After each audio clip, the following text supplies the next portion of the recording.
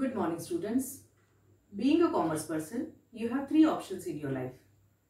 Either you can be an employee, or you can go for the professional courses like CA or finance legal advisor, etc. Or you can choose to become an entrepreneur, that is, starting your own business. Considering you have chosen to become an entrepreneur or start your own business, what do you mainly require? You require money, finance. As finance is the lifeblood for any business economy, you require those funds to start your business, also termed as capital. From where to get it? That is our today's topic. From where to raise your capital, from where to get the finance for your business is our topics today. There are many options to raise your finance. You can have your own money or you can borrow from others. The finance can be internal source or can have external source. The borrowed money can be long-term borrowed or short-term borrowed. This way, there are many options available to raise the finance.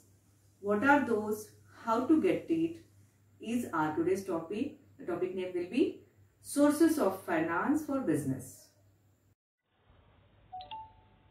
So, we are starting with sources of corporate finance or business finance. As we all have seen, अभी मैंने जैसे बोला आपको, finance या पैसा, business, हर business economy का blood होता है. जैसे शरीर में खून होता है, खून के बगैर इंसान जी पाता है? नहीं. Whenever there is a cut या कोई आपको ओपन इंजरी होती है तो कई बार ऐसा होता है बहुत ज़्यादा ब्लड लॉस हो गया. तो खून का इम्पोर्टेंस जो है अपने शरीर में, वही इम्पोर्टेंस किसी भी बिजनेस के लिए या किसी भी कारपोरेट के लिए पैसे का है. पैसा किस लिए चाहिए होता है कंपनी में? प्रमोशनल एक्टिविटीज़ के लिए या प्रोडक्शन एक्टिविटीज़ के लिए. रॉ मटेरियल कहाँ से परचेज करोगे, प्रोसेसिंग कैसे करोगे, मशीनरीज परचेज करोगे, टेक्नोलॉजी अपग्रेड करोगे, उसके अकॉर्डिंगली कोई अच्छा प्रोडक्ट बनेगा आपका, वो प्रोडक्ट मार्केट में लेकर जाओगे. एवरी स्टेप पे आपको पैसा लगता है. या मैंडेटरी या ऑब्लिगेटरी इसमें पेमेंट्स क्या आए, ये सब प्रोसेस के बीच में सैलरीज, वेजेस, वर्कर्स उसको प्रोसेसिंग करेंगे, काम करेंगे, आपको उन्हें सैलरी देना पड़ेगा, क्रेडिटर्स को पैसे देने पड़ेंगे. हर एक स्टेप में बिजनेस के, कारपोरेट के पैसा इन्वॉल्व है. तो अब हम फोकस कर रहे हैं इस बात के ऊपर कि पैसा हम कहाँ से लाएं. फाइनेंशियल नॉलेज का सबसे मेन बेस क्या रखा है? What money is and what it does. पैसा है क्या और वो क्या क्या कर सकता है. क्यों? क्योंकि हम दोनों देख रहे हैं. जब हम कारपोरेट फाइनेंस बोलते हैं तो सिर्फ पैसा लाना बाहर से, प्रोडक्शन बनाना और उसे बेचना और उसमें से प्रॉफिट कमाना, इतने तक तो हम सीमित नहीं रहते हैं. हमें आए हुए प्रॉफिट को इन्वेस्ट करके फिर से पैसा कमाना, इसके बारे में भी देखना होता है. चलो खैर, वो सारी बातें तो अभी धीरे धीरे पढ़ेंगे ही हम लोग. इसलिए फाइनेंस का या फाइनेंस नॉलेज का बेस जो है वो ये कहा गया है कि what money is and what it does.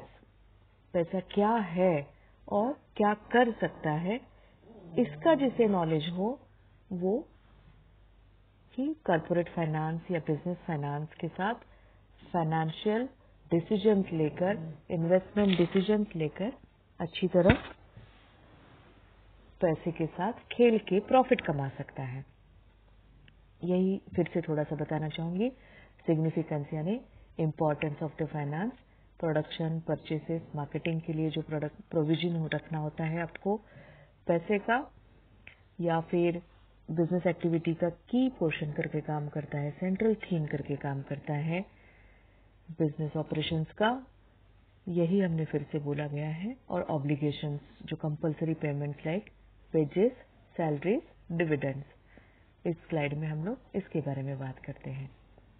अब आते हैं main point, sources of finance. जैसा कि थोड़ी देर पहले मैंने आपको बताया, आपका खुद का पैसा हो सकता है, यानी ओन्ड कैपिटल, खुद का. पैसा ओन, या फिर आप दूसरे से उधार ले सकते हैं पैसा, क्या कहें से बोरोड कैपिटल। ओन कैपिटल कहाँ से आता है आपके पास? या तो आप मार्केट में आपकी कंपनी के शेयर्स बाहर दे सकते हैं। शेयर्स क्या था? पूरे फाइनेंस की रिक्वायरमेंट को छोटे छोटे पार्ट्स में हम लोगों ने डिवाइड किया था, और वो छोटा छोटा पार्ट कहाँ से ला रहे थे? पिछले साल भी देखा, पिछले लेसन में भी देखा। छोटा छोटा पार्ट हम लोग अलग अलग लोगों से पैसे लेकर इकट्ठा कर रहे थे। बदले में क्या दे रहे थे हम उन्हें? शेयर सर्टिफिकेट्स, यानी उन्हें मेंबरशिप ऑफर कर रहे थे, हमारे बिजनेस में ओनरशिप ऑफर कर रहे थे हम लोग। तो थ्रू दैट शेयर हम लोग अपनी खुद की कैपिटल, क्योंकि वो सारे ओनर्स हैं, वो सारे मेंबर्स हैं, इंटरनल सोर्स हो रहा है वो कैपिटल का गेनिंग का, तो हम अपने मेंबर्स के साथ, ओनर्स के साथ ही पैसा, उनको ओनरशिप और अच्छी तरह बांट के पैसा इकट्ठा कर सकते हैं ओन कैपिटल में। दूसरा है रिटेन्ड अर्निंग्स। रिटेन्ड अर्निंग्स क्या है? जो प्रॉफिट होता है हर बार वो प्रॉफिट डिविडेंड के तौर पे सारा का सारा ना बांट के थोड़े रिजर्व फंड में हम इकट्ठा रख सकते हैं। रिजर्व फंड में इकट्ठा रखने के बाद वो जो सालों साल रिजर्व फंड जमा होता है, वो या तो कोई नए वेंचर के टाइम या टेक्नोलॉजी अपग्रेडेशन के टाइम, जब भी आपको पैसों की जरूरत है, वो रिटेन प्रॉफिट, रिटेन अर्निंग आप री इन्वेस्ट कर सकते हो। इसे भी आप खुद का ही पैसा बताओगे, ओन्ड कैपिटल के अंडर ही ये आएगा। सेम वे बोरोड कैपिटल, अब आप बाहर किस किस के पास से पैसा उधार ले सकते हैं? डिबेंचर्स के थ्रू, पब्लिक डिपॉजिट्स जो होते हैं उसमें से आप पैसे ले सकते हो, बॉन्ड्स या एडीआर जीडीआर, या बैंक के साथ लोन, या फाइनेंशियल इंस्टीट्यूट्स के साथ आप लोन लेकर, या ट्रेड क्रेडिट के साथ आप पैसे इकट्ठा कर सकते हैं। ये सारे आपके सोर्सेस हैं। इन तरीकों से यहाँ से आप पैसे जमा कर सकते हैं जिससे आप बिजनेस रन करना चाहते हो। तो ये सोर्सेस इंटरनल, एक्सटर्नल, इस कैटेगरी में भी डिवाइड हो सकते हैं।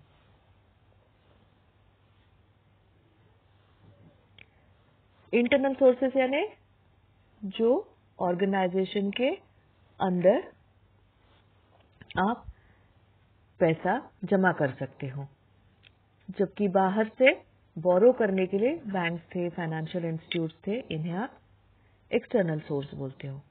इसी को फिर से थोड़ा और अच्छी तरीके से हम समझाएंगे।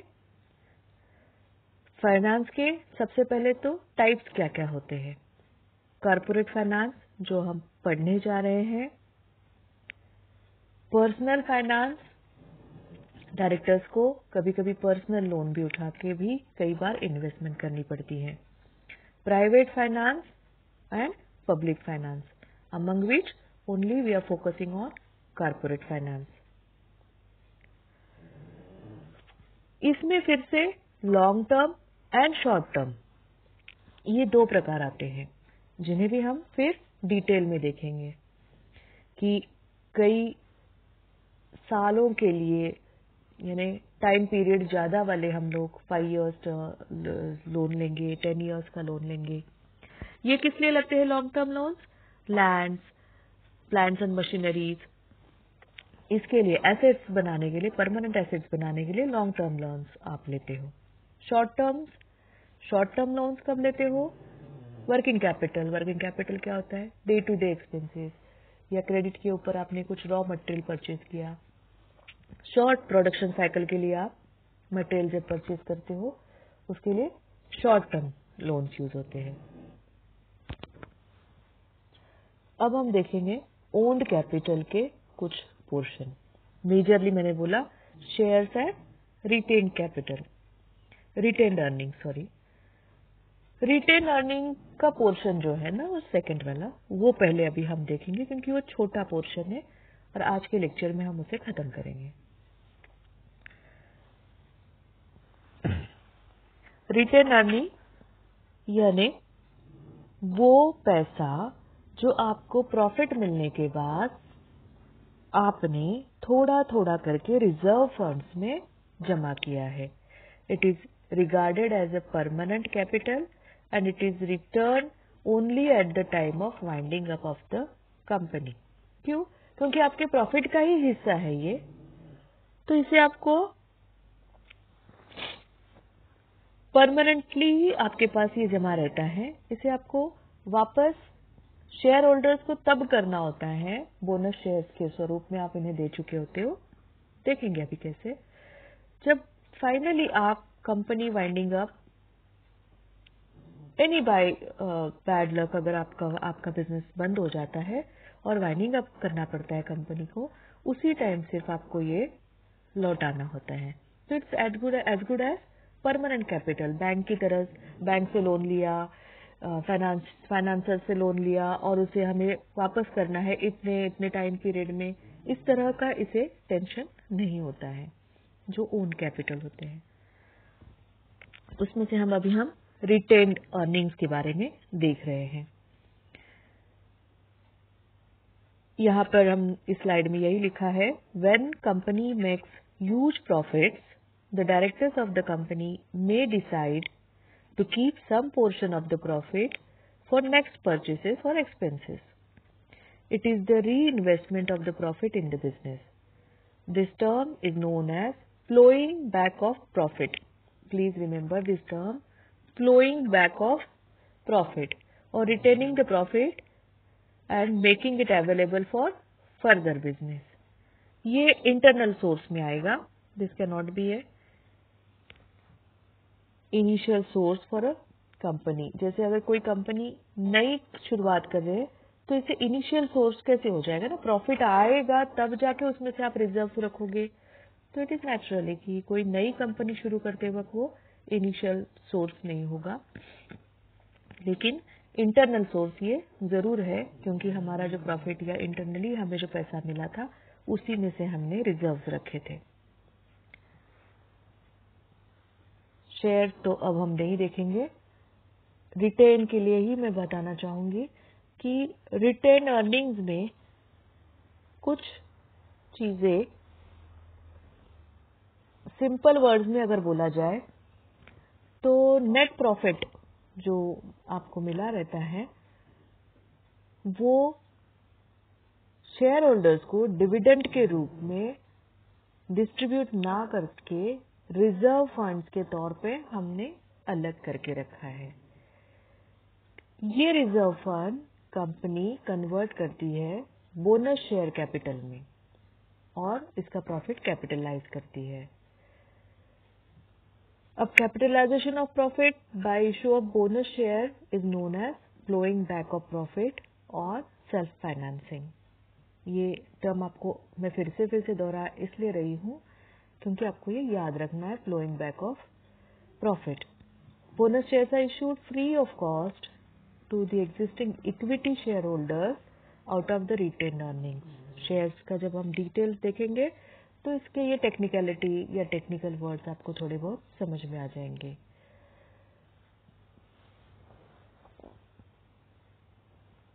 अब आप रिटेन करते वक्त अर्निंग्स कुछ 4-5 चीजें आपको ध्यान में रखनी होती है. कुछ पॉलिसीज, कुछ गवर्नमेंट रूल्स एंड रेगुलेशंस, इसे हम कहेंगे डिटर्मिनेंट्स ऑफ रिटेन्ड अर्निंग्स. क्या है डिटर्मिनेंट्स? अगर टोटल अर्निंग आपकी कंपनी की क्या है उसके परसेंटेज या उसके पोर्शन को आप कितना रिजर्व रखना चाहते हैं, ये आपकी पॉलिसी बननी चाहिए पहले से. आप अचानक से इसे नहीं डिसाइड कर सकते हैं. अगर आपके पास एम्पल प्रॉफिट है और सेव और रिटेन करना चाहते हैं आप पोर्शन ऑफ इट, तो आपके एटीट्यूड जो है टॉप मैनेजमेंट का उसके ऊपर डिपेंड है कि वो इतना फ्यूचर का सोचते हैं कि ये अभी या फिर अभी के अभी खर्च करिए या अभी के अभी शेयर होल्डर्स को बांट दे, भाई हमारे पास हम कुछ नहीं रखना चाहते. आपका जो मैनेजमेंट का एटीट्यूड है उस या पॉलिसी आप पहले से डिसाइड कर चुके हैं माइंडसेट के अकॉर्डिंग, क्योंकि मैनेजमेंट यानी कौन? Board of directors. Board of directors again human beings, तो वो अपनी जो भी विजन एंड मिशन के अकॉर्डिंगली पॉलिसी मेंटेन रखते हैं. इसके ऊपर भी आपकी रिटेन या फिर रिजर्व जो है वो डिपेंड करता है, रिजर्व कितना ये पोर्शन रखते हैं। टैक्सेस एंड पॉलिसीज, अगर गवर्नमेंट को जो लिवाइड ये है टैक्सेस लिवाइड नहीं हो रहे हाई रेट्स के है, तो कंपनी ज्यादा सेविंग में इंटरेस्ट नहीं रखती है प्रॉफिट के। टैक्स भरने से अच्छा है कि आप उसे रिजर्व ही ना रखें, रिजर्व पोर्शन कम रखें। तो जो गवर्नमेंट की इस समय टैक्सेशन पॉलिसी चल रही है, रिबिट मिल रहा है या राहत मिल रही है या फिर उल्टा हेवी चार्जेस लग रहे हैं, इसके ऊपर भी आपको फाइनेंस का ये डिसीजन लेना पड़ता है कि आप रिजर्व रखना चाहते हैं आपका प्रॉफिट या बांट देना चाहते हैं। डिविडेंड पॉलिसी भी आपने ऑलरेडी जब शेयर्स मार्केट में लाते हो तो उसके बारे में बता चुके होते हैं कि डिविडेंड हम इस तरह देंगे। You have to stick to that dividend policy. अगर आपने ऐसी कोई पॉलिसी नहीं बनी है तो आपके पास फ्रीडम है, आप रिजर्व में फंड्स रखें, रिटेन्ड अर्निंग्स प्रोवाइड करना चाहते हो या नहीं चाहते हो। फिर गवर्नमेंट का भी तो कंट्रोल होता है, गवर्नमेंट कंट्रोल को भी आप कंसीडर करने चाहिए कि गवर्नमेंट की क्या पॉलिसी है, क्योंकि सारे रूल्स एंड रेगुलेशंस गवर्नमेंट भी कंट्रोल करता है, उसका अच्छी तरह ध्यान रहता है, क्योंकि board of directors can not be selfish और मनी माइंडेड, कि जो शेयर होल्डर्स ने आपके साथ इन्वेस्ट किया है, आपके ऊपर विश्वास दिखा के कि आप किसी दिन प्रॉफिट लाओगे और सिर्फ शेयर वैल्यू नहीं, हमें आपका वो प्रॉफिट भी एंजॉय करने मिलेगा। तो उस टाइम प्रॉफिट मिलने के टाइम अगर आप सेल्फिशली प्रॉफिट को रिजर्व करके हाँ भाई आगे यूज आएगा करके बांटने से कतरा रहे हो, तो गवर्नमेंट को भी इस सब में ध्यान रखते हैं। गवर्नमेंट डिसाइड करता है कि कुछ पोर्शन जो है वही आप रिजर्व रख सकते हो और कुछ कितना पोर्शन पे आप नहीं क्लेम कर सकते हो। तो गवर्नमेंट कंट्रोल कितना है, डिविडेंड की क्या पॉलिसी आपने बनाई है, इस समय टैक्सेशन का क्या चल रहा है और टोटल अर्निंग एक्चुअल कितनी आ रही है आपकी, इस सब के ऊपर आप रिटेन जो है वो रिजर्व जो है वो जमा करते हो और रिटेन अर्निंग के तौर पे अगली बार के लिए आप ये कैपिटल रेज करते हो, फंडिंग रेज करते हो। अब मैं इसके ऊपर आपको एक लास्ट बताऊंगी कि पिछला लेसन आपने कर चुके हो और इस लेसन का ये थोड़ा पोर्शन, इसके ऊपर एक असाइनमेंट देना चाहूंगी जो पिछले लेसन में ही आपने किया है, लेकिन इस लेसन के लिए भी मेरी वही असाइनमेंट होगी। जस्टिफाई द फॉलोइंग में आपका पहला वाला क्वेश्चन है फर्स्ट लेसन का, firm has multiple choices of sources of financing. आज जो हमने लेक्चर लिया इसमें सोर्सेस ऑफ फाइनेंसिंग के ऊपर आप आंसर दोगे, मल्टीपल चॉइसेस क्या क्या अवेलेबल है। उसमें से रिटेन अर्निंग्स के बारे में नहीं लिखोगे आप, क्योंकि अब रिटेन अर्निंग्स के साथ वो चॉइसेस की शुरुआत हो गई आपके लेक्चर की। आज के लिए बस इतना ही। Thank you students, will meet tomorrow. Thanks a lot.